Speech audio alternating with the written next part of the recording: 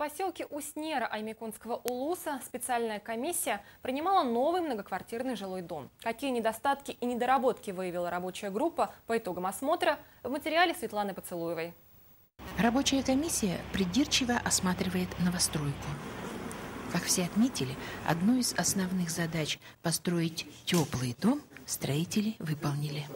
Единственный дефект – это здесь горячее водоснабжение без циркуляции. То есть, если утром житель встал и захочет помыться, ему нужно часть воды сбросить. А сброс воды у нас запрещенный. Выход? Выход – переделать систему.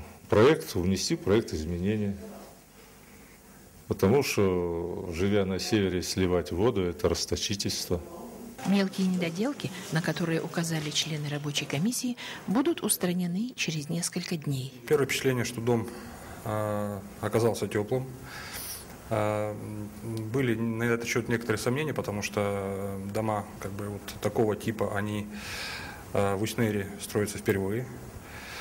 Но, тем не менее, первый дом, который мы на Гагарина 15 приняли, и уже были температуры до 50 градусов, разговаривали с жильцами, дом довольно теплый, это сразу чувствуется.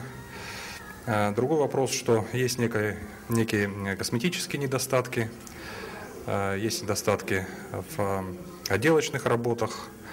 Некоторые работы чуть-чуть еще не завершены, но подрядчик нас заверил, что до окончательной приемки дома до 3 декабря эти неисправности будут устранены. Готов к сдаче еще один трехэтажный новый дом, построенный по программе переселения из ветхого и аварийного жилья.